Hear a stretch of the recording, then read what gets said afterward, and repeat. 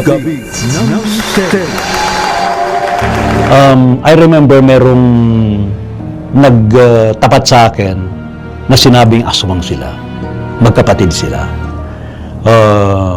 Pero ang sabi nila, hindi naman daw sila masamang mga aswang. Kasi normally ang sabi, pag mga aswang kumakain ng laman loob ng tao, no? Hindi raw nila ginagawa yon. At hindi rin daw nila kagustuhan na maging ganon. Yun, hindi ko lang alam kung... No, wak nga. Wak, wak. Ha? Narinig mo? Wak, wak.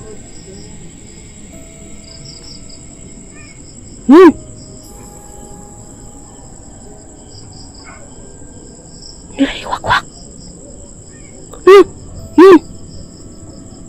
So, tatambay lang kami para sa... Ano naman?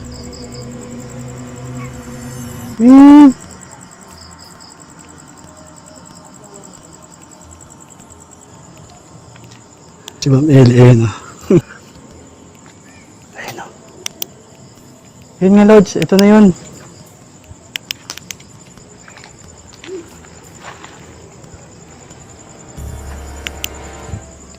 Tataas ko lang yung camera kasi para makita natin.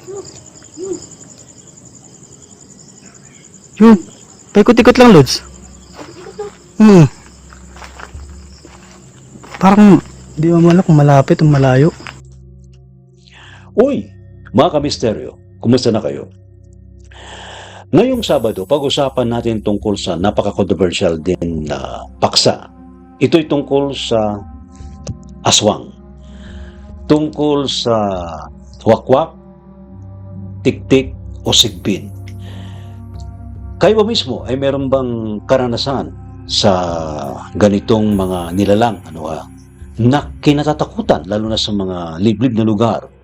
Pero ang matindi nito ay hindi lang sila nasa liblib na lugar ngayong makabagong panahon. Sila ay nasa mga kalunsuran dito sa Metro Manila at iba pang mga lungsod sa Pilipinas. At meron tayong mga kasamahan sa larangan ng paranormal, sa larangan ng ghost hunting, eksplorasyon, ang nagsabing sila ay nagkaroon ng engkwentro sa wakwak. At ako rin mismo sa akin, meron din tayong personal na karanasan tungkol dyan, nung ako'y bata pa. Ayan. At meron din tayong nakaugnayan na magkapatid sa Southern Tagalog region na umami na sila ay lahing aswang, pero nauwi lamang sa trahedya ang kanilang pamumuhay. At sa ating ding episode ngayon, meron din tayong panayam sa isang tao na umami na siya'y lahing aswang. Ayan, abangan po nyo yan sa ating Gabi ng Misteryo ngayong Sabado alas 10 ng gabi sa DZRH. Kaya wala nga absent. See you all. Gabi ng Misteryo.